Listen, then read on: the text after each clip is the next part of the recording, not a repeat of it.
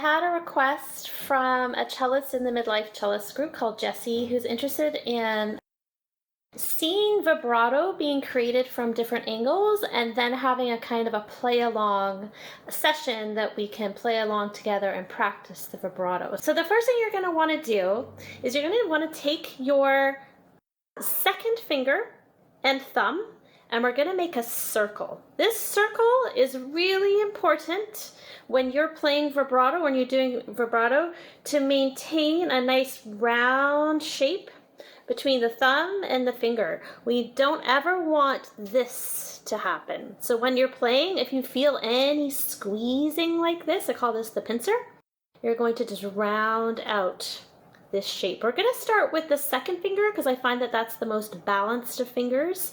And we're going to start by putting the second finger on the D string on the note F with this shape. So you start with your finger on the note F in first position, and you've just got a regular position. So your finger isn't back, it isn't forward, it's just at a pretty much a right angle to the string, the bottom part of your finger. And very slowly, we're going to rotate the arm backwards. You're going to rotate your arm backwards until the first finger hits very gently the string. Then you're going to come back up.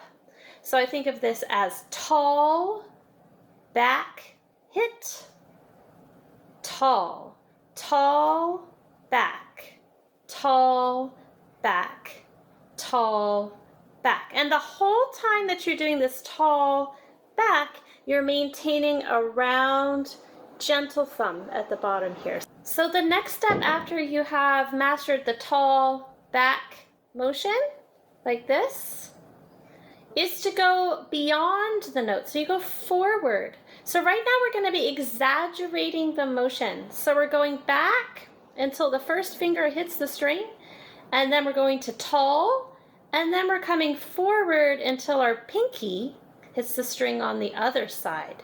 So we're going to be going tall, back, hit, tall, forward, hit. So you're making this very wide oscillation. Tall, back, tall, forward, tall, back, tall, forward, tall, back, tall, forward. You can try this with me. Tall, back, tall, forward, tall, back, tall, forward. As you're doing this, take notice and be mindful of what your thumb is doing at the back. There should be no squeezing whatsoever with the thumb. If you find that there's a tendency there for the thumb to squeeze, you can actually just let it hang. So you can kind of just rotate it back here and just let it hang down. All right, so here is the tall back, tall forward movement. And this time I'm showing you this side of my hand here. So right now I've got myself set up. I'm making my C for cello shape. I've got a soft round thumb right behind the second finger. The second finger is tall, and then I'm going to rotate the whole arm back until the first finger lightly touches, and tall. Forward until the pinky touches, and tall. And then you can just go back and forth. Tall, back, tall, forward, tall, back, tall, forward, tall, back, tall, forward, tall, back, tall, forward. Now at the moment this movement is quite slow, and the way that you're really going to get super good at vibrato is by being able to create a vibrato that you can maintain at different speeds. So if I do this, I'm going to start it with pizzicato because it's easier. We'll try with the bow a little bit later. But for now, we can try plucking this to see if we can hear the sound that's created when we move backwards and when we move forward. So what you should hear is the note going a little bit flat when you rotate your arm backwards, and then a little bit sharp when you rotate your arm forward. But the whole time your thumb is under the second finger. So we've got tall, back, tall, forward, tall, back, tall, forward. Now if I do that without talking, you might be able to hear a little bit of flat, a little bit sharp. And the whole time you'll see, if I do this as one fluid motion, the whole arm is rotating. So So I'm starting from a tall position. A lot of people struggle with which direction to go first. Some people are trying to go forward, like throwing the arm. Other people believe in going backwards. I was always taught to go backwards first, but you can try kind of both ways, because I think and believe that, again, you want to have flexibility in vibrato. You want to be able to throw a vibrato forward or move it backwards. Personally, I find it more comfortable to move backwards first and then forward. So tall, back, tall, forward. But whatever feels best for you.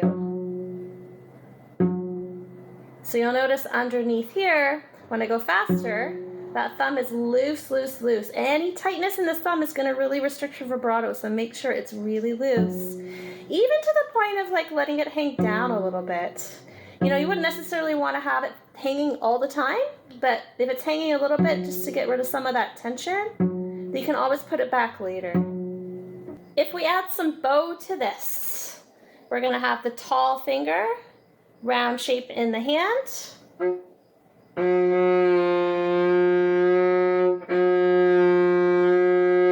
So what I'm doing is a down bow for tall, back, tall, forward, then an up bow, tall, back, tall, forward.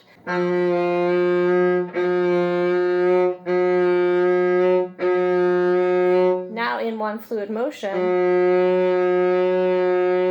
Very slow. At first, when you're doing vibrato, it's best to try and get the full range of motion, even if it sounds a little bit like a dying cat or something, but go very slow.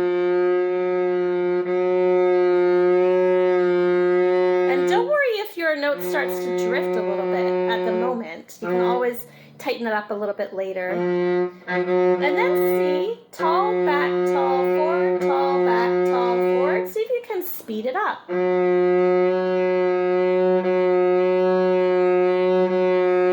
you can actually hear the note is in the center, it gets a little flat. It's in the center, it gets a little sharp. Sort of sounds like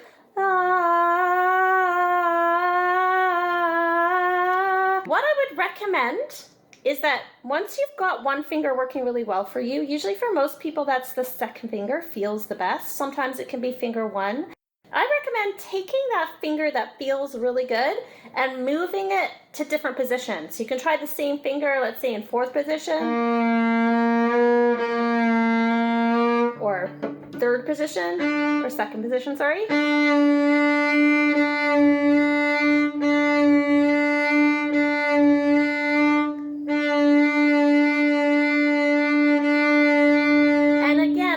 You're not trying to get a fast vibrato. We're not going for speed. We're going for the wideness of the oscillation. Because as we create speed, that oscillation, we want it to continue to be pretty wide, or at least have the range of motion for it to be wide, and then we can make it a little bit more narrow. But it's much harder if you have a narrow vibrato to widen it out once you're going faster. So make sure that you can go the full oscillation at a full speed before you try speeding it up. Okay, so from this angle here, I'm going to try something else that's a little bit, it's related to what we were doing. I just found kind of a fun little game that we can do in order to get the full range of motion going back and then going forward. So what we're going to try to do is you're going to make your circle, your C for cello shape. You've got a round thumb here, and then you're going to put that on either F or C. Let's stick to F since we were there before. Your finger is tall, your thumb is nice and loose at the back. And what we're going to try to do is we're going to try to create kind of a little rhythm by tapping our first finger on the string and then quickly moving to tap with the pinky. So you're going to be tap, tap, tap, tap, tap, tap, tap, tap. So it's back, forward, back, forward, back, forward, back, forward. And you're trying to tap the string as you move back and forth like this. And if I add a bow to it, you're actually going to hear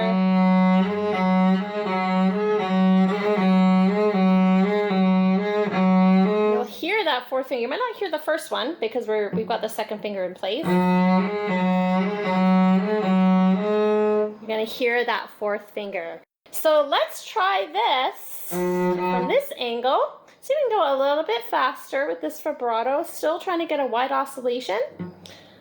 So tall, back, tall, forward, tall, back, tall, forward, tall, back, tall, forward, tall, back, tall, forward. Now we're going to speed it up. This time we're not going to be touching the string with the pinky because obviously when you're vibrating you wouldn't want to be doing that. But we do want to be throwing the arm forward and back like this.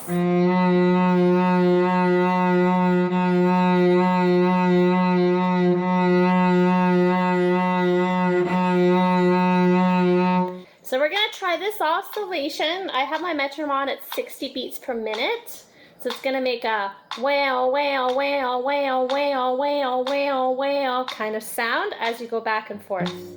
1 and 2 and 3 and 4 and...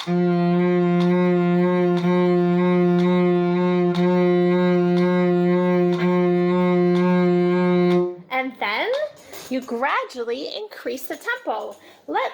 Just for tutorial's sake, I'm going to increase it up to 72, but if you wanted to, you could do this more incrementally. Wail, wail, wail, wail, wail, wail, wail, wail.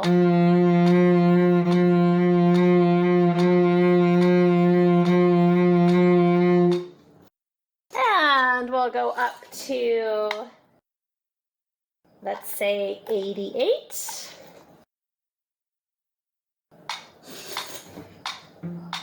Wail, wail, wail, wail, wail, wail, wail, wail.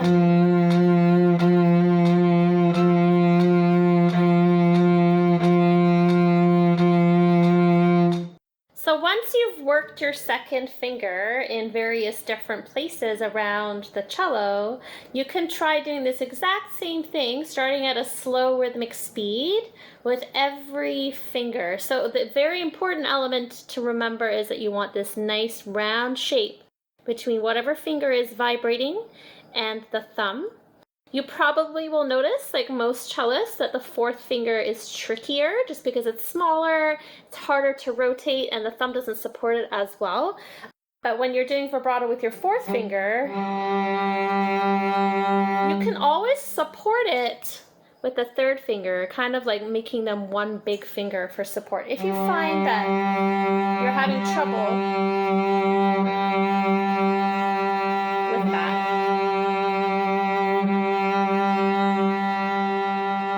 So let's try going up by half steps, one finger at a time. We're going to be trying to do the wide, slow oscillation vibrato on the D string. So we're going to be playing the notes E, F, F sharp, G, one at a time with slow, wide vibrato, starting on E after 4. 1, 2, 3, and 4, and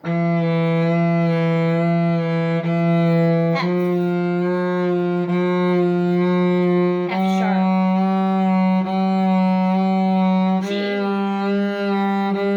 back to F sharp, F,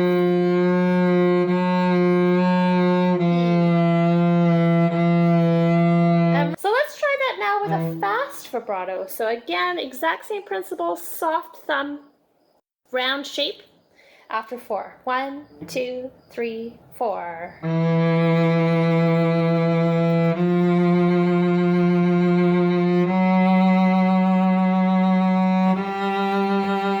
And back.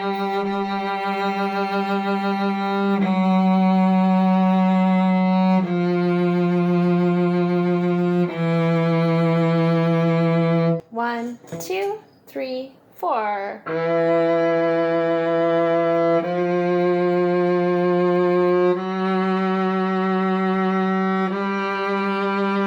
Notice my thumb back here. It's moving with every finger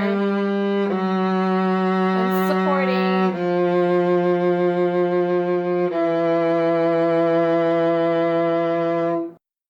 So I hope that helps you with your question, Jessie. The 3 things that I find are really important to remember when you're doing vibrato is to maintain a circle shape between the note that you're vibrating and your thumb. Start with slow, wide oscillations that are both back and forward from the note, and gradually increase your speed by using a metronome.